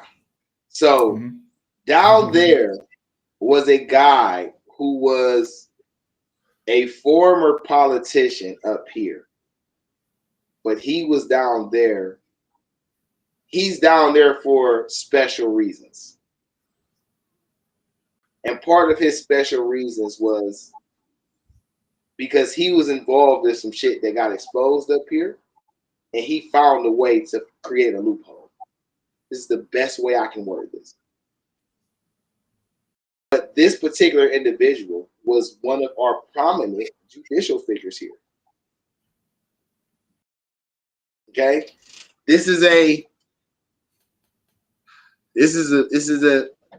Now I start going in history. We talking sports, right? So I don't want to do that. We can have a different podcast where we do history and talk about stuff like that. I don't want to do that. But Joe Burrow, all credit due to him. He starts off bad every year and then he turns up. I can argue the Browns as a team under this new regime has done the same thing. They may start off the year bad, but usually by the time you get to like week 9 or week 10, they found a stride. And at some point around that time, they end up 500 or better. And then it's just about the last couple of weeks of the season. So, if I'm like gauging where the Browns going to be at right now, my early season expectations was like 13-4, 12-5. Now, don't get me wrong. They can still go 13-4 or 12-5. It's not off the table. It doesn't look likely, but it's not off the table. But, they go 9-8. I'm not mad. To be honest, if they don't have a bad year, I'd rather them just fucking suck. Mm-hmm. If you're going to suck, fucking suck and get a top 5 pick and get a game changer on offense. Mm-hmm. If you're going to suck all the way. Suck all the way. Right? Well, I'm just saying, bro. Why not put yourself in the best position to succeed? I don't know. I've heard you. I hear tanking. I've heard it. I don't know how you do it in football. I just don't really, unless you're just playing bad players. And right now we're playing the best players that we have. Okay. So go ahead. No, you good, bro. Yeah, I'll read that comment in a second. All right. So if you're like, because we still got the division. I'm always in favor of winning the division. I've been like that. Win the division and become consecutive in winning the division to gain respect. See, my thing, like the whole process part, get respect. Get respect. You do that by winning the division. The division's still winnable. I mean, you got Lamar Jackson, with all due respect. You got Lamar Jackson. After that, come on now. Come on now. And even Lamar Jackson, come on, we seen them play pretty good against them. They gotta pull something out their ass every now and then. You feel what I'm saying? So it ain't like they're just coming in like that. But you gotta get that identity in there. You gotta get it right for the division. To win the division, you go to the playoffs. That's your ticket. Or at least being competitive. At least being competitive in there, because you never know how it can turn out. Some guys, the Chiefs undefeated. The wheels can fall off. You know what I'm saying? After a while, because you just never know when they get into the division. We've seen it happen.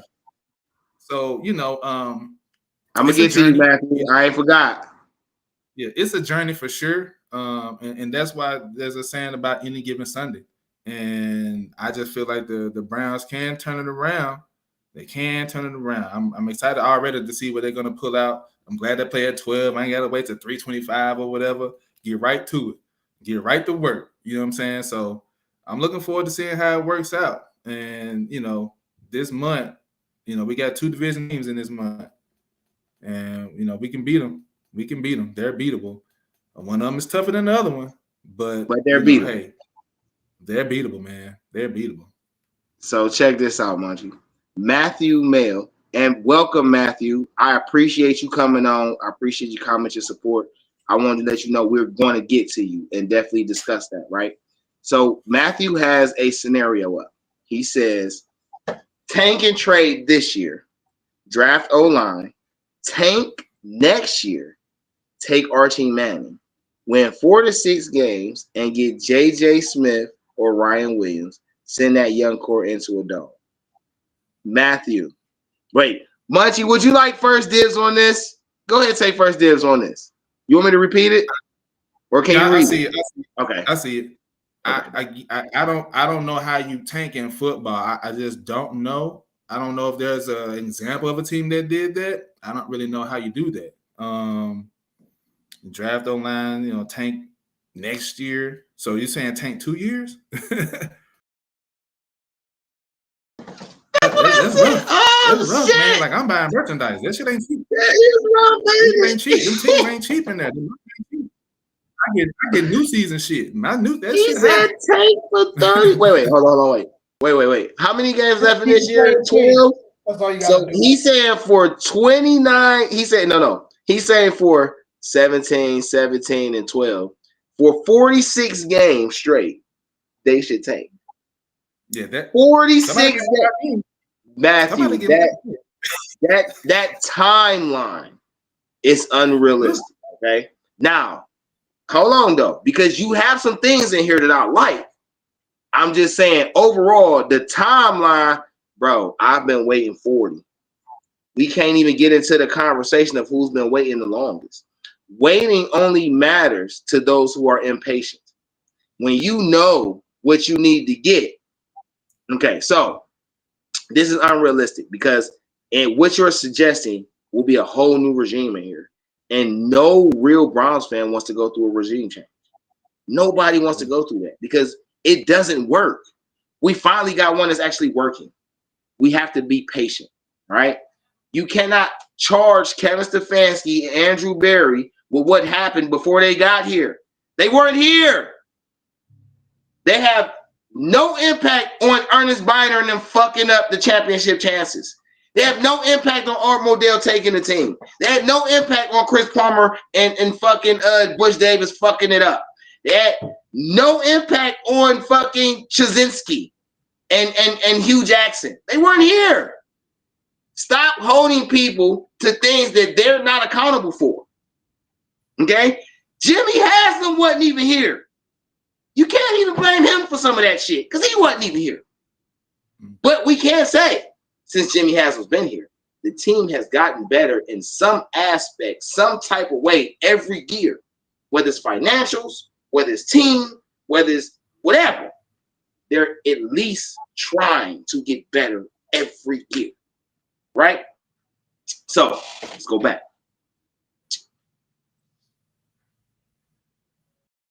You missed this earlier, Matthew. But me saying them needs to was for the offensive line. They need an offensive line. They need a number one receiver. On top of that, they have multiple impactful players that are still coming off injury. I'm going to kill two birds with one stone. You ask me, Munch, you ask, how do you tank in football? You know how you tank in football? Yeah. You don't play to your potential. These are deliberate acts. You don't play your best players. You find any reason to put them on the bench or deactivate them for the game, which leaves all your young players, inexperienced players, or not that talented players to have to figure out how to win games, which means you're relying on a system. If your system and identity is not complete, then those young guys are not going to probably win a lot of games for you. That's how you tank. Because you can say, hey, and the Browns literally can do that. It was so crazy. They could say, Deshaun still has an arm injury. Chubb isn't ready to come back. Myles Garrett needs to sit down. Denzel Ward is in concussion protocol. Joe Bitonio has a railing injury. And nobody would question it. Nobody. Everything I stated. And Njoku, right. They could literally deactivate these guys for the next 6 weeks and then let them play the end of the season. How many games do you think we're going to win in that time? If they did that from right now, how many games do you think we win? Maybe one. Okay. So even in that, though, this next draft is going to be loaded with talent, and we have every last one of our picks. Right? On top of 9 times 10, we're going to probably get a whichever pick. We're going to have cap space because a lot of these players coming off cap, and there's going to be people available. So with your first part of tank this year in trade, I'm actually in some type of mindset of that. Draft the O-line. This is where you lose me. Tank and take Archie Manning. Kathy, Matthew, this is not a direct shot at you. Please don't take that like this. But Kathy, if you're still here, remember I was just talking about the difference of want when it comes to a player of certain complexion versus a player of the opposite complexion. Who was Archie Manning? Caucasian. Oh, he's what's his name? Grandson. Right. Mm-hmm. Peyton Manning, Eli Manning nephew. Mind you, though, there's a couple few good quarterbacks still in college that are not that color. But that is not the one. I'm not knocking him because he probably sees something in Archie that we don't see. And I can't knock him for his talent evaluation. Like, you feel what I'm saying? I'm not saying he's wrong. Matthew, you wasn't here earlier, so I just wanted to point that out because people would think I just was crazy, and then you just came in here and said that. So it kind of added to the point I was making earlier. You wasn't here for that point. It's not on you. I just want to be clear about that. The win the 4 to 6 games thing, this regime is past that. If Kevin Stefanski, without injuries, wins only 4 to 6 games, he's fired. I can tell you that right now. He's fired. Because we're past that part. Stefanski is right now at the Tomlin part, where you should at least win half of your games every year. At least. All right? You cannot follow a Coach of the Year season with a 4 to 6 win record. It's not going to work. 8, 9 wins, though, nobody's really tripping because they understand most Super Bowl contending teams don't do good the following year. It's rare that they do good the following year. Right. So, and I like a couple of those young receivers coming out, but they're young. If we get to 3-4 years now, when they get ready to come out, we still may have an opportunity to trade for them. It's not never off the table, but we do have to deal with the here and now. And right now, if the Browns fix the offensive line, they're probably going to alleviate a lot of problems. They get an identity. Go ahead. When you look at it, because I do feel what you're saying, it's the journey and things like that, but it always pops up. We seen it when we play against the Giants. Hello, my name is Malik Neighbors. You know what I'm saying? Like, hello, my name is Jaden Daniels.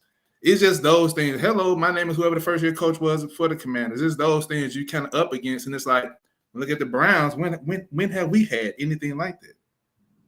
Since, Baker Mayfield may have been a little hot streak, you know what I'm saying, for a while, a little highlight or whatnot, but when was it when we had a 5 receiver kind of go off like that, or running back, or even the quarterback, or down, rookie 1 year, 2 year, corner or something like that. So a really offensive side, that's kind of the highlight or issue, hot spot. Yeah, the hot spot for the talent that you want to see excel, the quarterbacks or a 5 running back or a cold receiver. Hadn't really been the case. And that's, the drafting or whatnot, bad scouting, if you will, because nobody really sticking out like that. And then the passing of draft picks, you're missing. You get somebody, but somebody come later and they better than what you drafted ahead of them. You know what I'm saying? So it's those kind of things that gives people like, damn, why not us? Why is nothing happening with us? That's kind of the argument that somebody would have when it's like, well, what's happening? Well, again, comparison is the thief of joy. If you're trying to gauge how your success should go based on what somebody else did, then you don't have a real envision of success. This is just my point of view.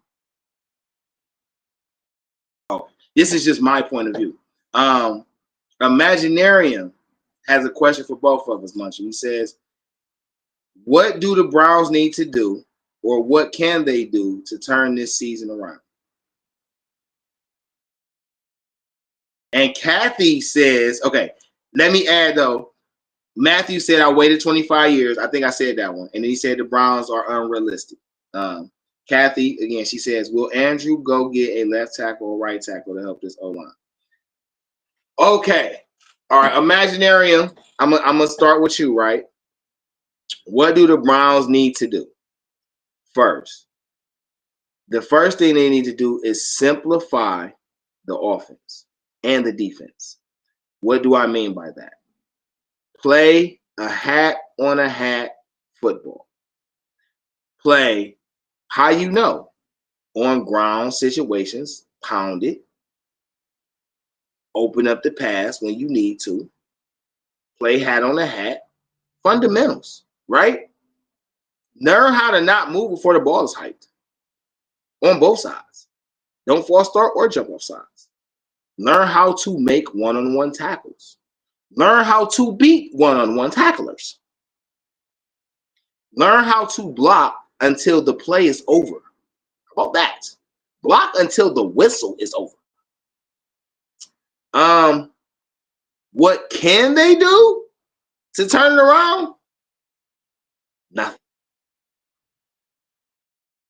Nothing. I know this sounds so vicious when I say that. There's nothing they can do at this very point to turn it around, but get cohesive. And cohesiveness takes time. So again, like I said earlier in the podcast, they need the whole year to get it right. They need the whole season to figure out who the fuck they are. Because if you don't know who you are, you don't even know which O-lineman to get. Right? And as far as the left tackle, right tackle thing, I don't think that's where the problem is with the offense. People are not going to like this, but Joe Bitonio is past his prime and he needs to go. How long you been there? Bitonio been about 12 years now. Damn. Okay. It's time for Joe Bitonio to go. Joe Bitonio, let's be very clear about Joe Bitonio. He has overachieved in his career. That is no knock on him. That is praise. For the talent level that you entered the NFL with, you've almost earned yourself a gold jacket. I would argue if the Browns go win a Super Bowl, Joe Bitonio gets a gold jacket. Wow. That's how much Joe Bitonio was never considered a Hall of Fame type lineman. He played with Joe Thomas for like 6 years, though. Mm-hmm. Joe took him under his wing and said, hey, it's my guy. He's going to play here. And guess what? Don't nobody question Joe Thomas in Cleveland. No. Nobody questions Joe Thomas. Joe Thomas can still eat free wherever the fuck he want in the state of Ohio. That's including Cincinnati ass. Mm. Joe Thomas can go eat anywhere for free. That's how much we love him. Mm. That's how much his cachet means. And from the rumors I heard a few years ago, next year, Joe Thomas will become, it's possible, he will be the Browns' offensive line coach. I like it. I like it. So, and that's what we need help at, the offensive line. Somehow or another, and there's something to be said about Bill Callahan not being there, because from what I understand, what he did is put the pen to the paper or the marker to the board and get these players knowing where they need to go. You know what I'm saying? And for people to let folks go past them or not be able to block properly, there's got to be, because that coaching changes happen, like that drop off. It's a drop off. Something's missing, right? Like if I ain't got all the bolts on, all the nuts on the wheels of my tires, it's gonna probably pop off. There's something off about it. You know, if it's raining outside, I don't have an umbrella. I mean, it's just one of them things that something not quite right. What's missing? And it just seems to be that structure there. You know, obviously the fancy, but even you and I both said, hey, it's been some plays. They be there. It's just not executed. So I think something like that, yeah, Bill Callahan is missed. And so we need somebody like a Joe Thomas come in and line them up right. No, for real. And in fairness to just when it comes to respect, cachet, and earn type place among your profession and position of profession, right? Bill Callahan arguably might be the GOAT of offensive line organization. You will not get another Bill Callahan. The only other coach I remember, the only other two coaches, three. The only other three coaches that I know off the top of my head with that level of trench work or trench strategizing: Callahan, John Madden, Mike Shanahan, and Bill Belichick. I don't know any other coaches off the top of my head who orchestrated their offensive lines better than those guys. Okay? Their ability to tell you what each job was supposed to do or what play, why, how fast, what type of physical characteristics, mental capability that each of those positions need to have to thrive. I haven't heard it any better than those from those four. I haven't heard any better from those four. So it's hard to find anybody on that level. What you can do, though, is learn from those guys while they're in your presence and figure out how to utilize it for what you want to do.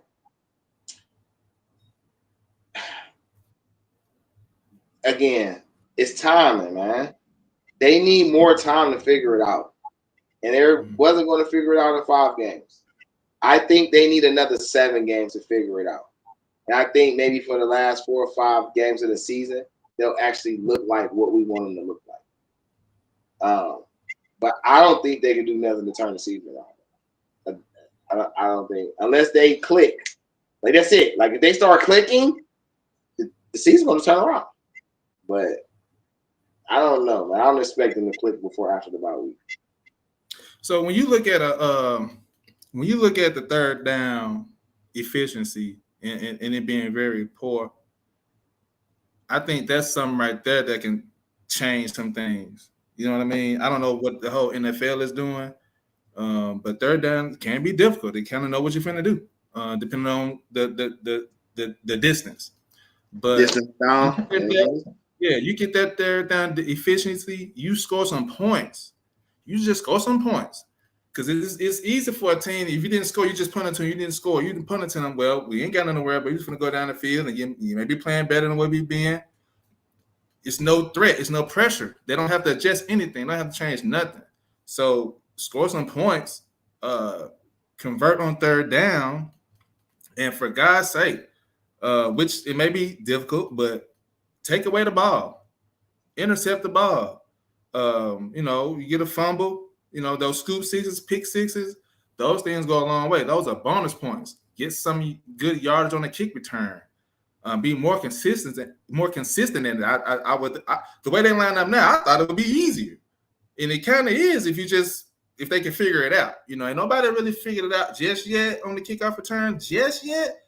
But when you get a guy like, maybe they got to be super fast, like a Turpin, somebody like that on that kickoff return, you'll start seeing kickoff returns go to the house or whatnot. That's kind of what we need. I don't know when the last time we had the special teams. Josh, no. David Donovan Peoples-Jones last year. The punt return or kickoff? Punt return, and those things help. I think we probably won that game. You see what I'm saying? So you need those bonus points. So in order to win, we need bonus points and limit those mistakes.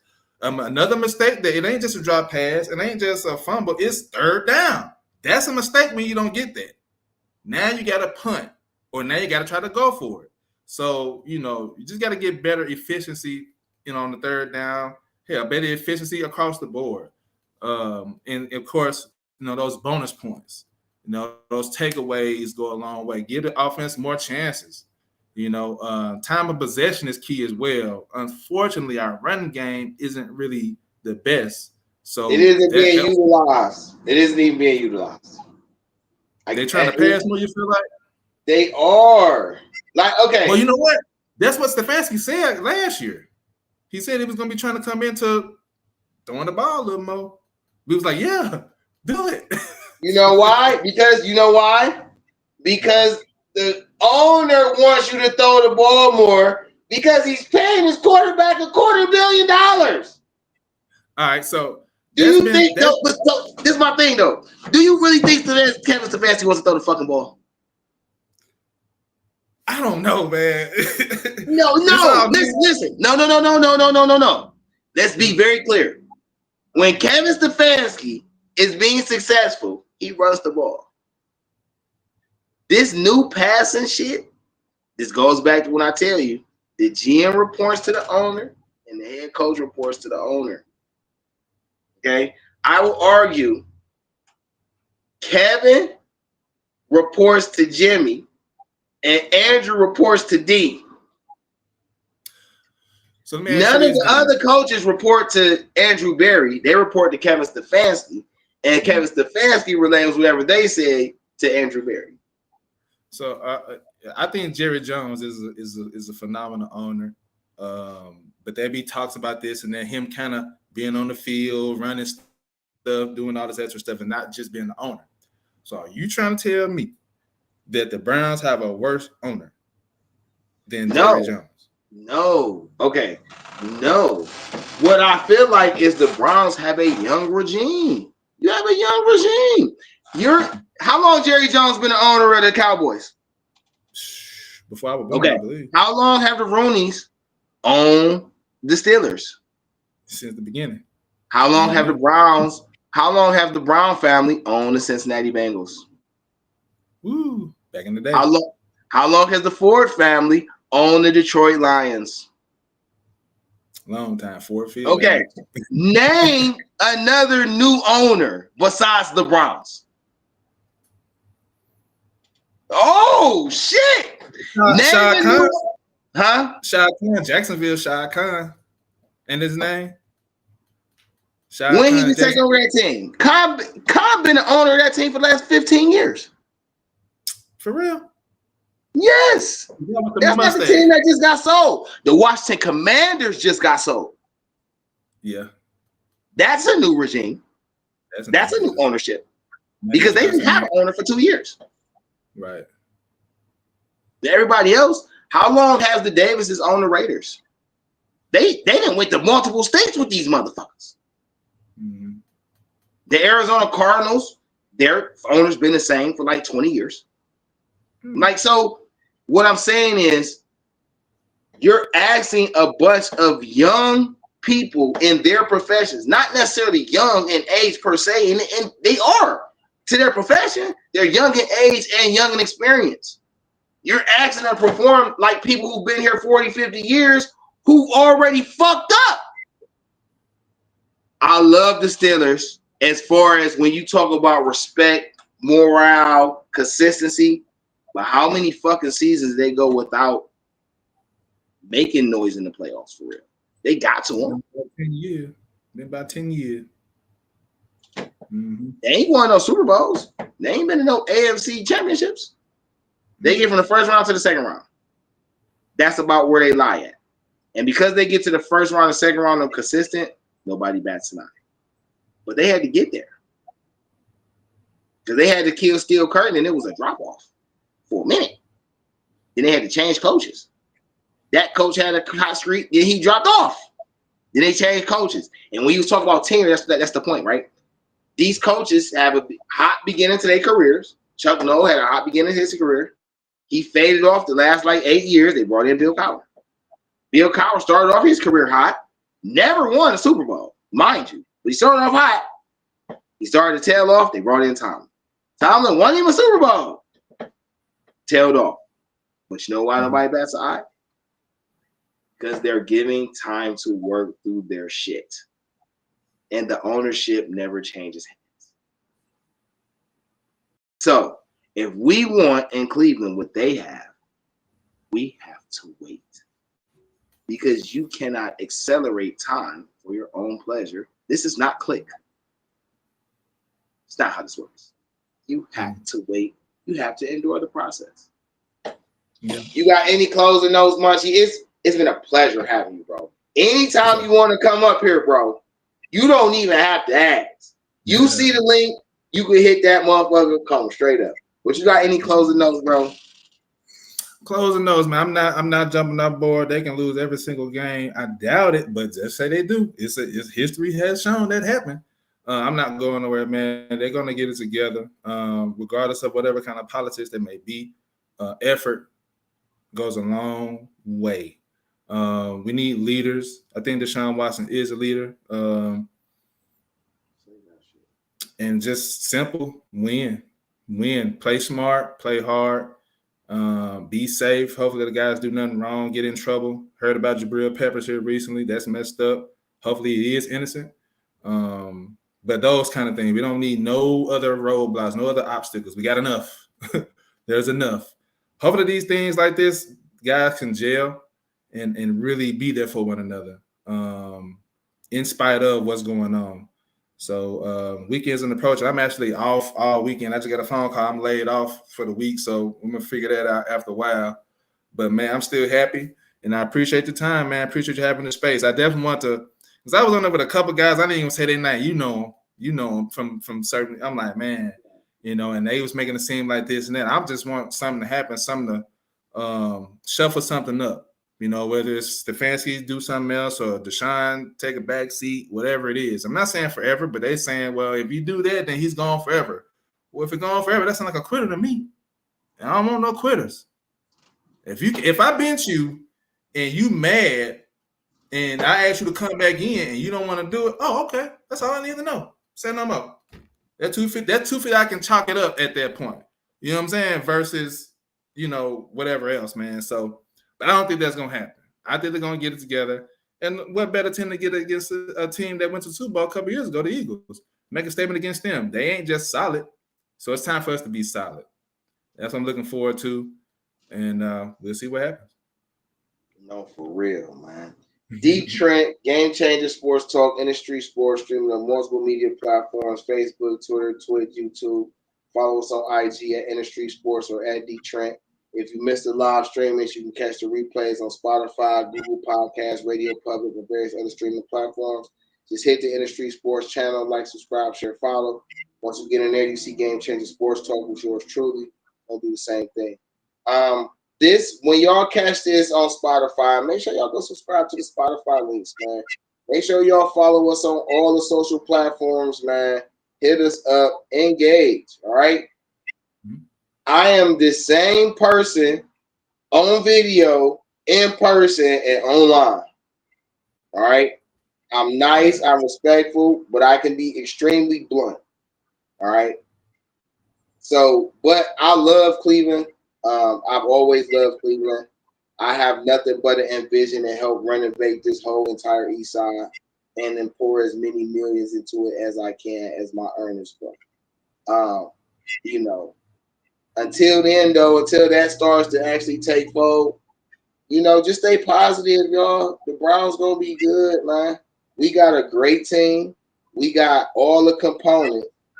It just takes time to figure out identity.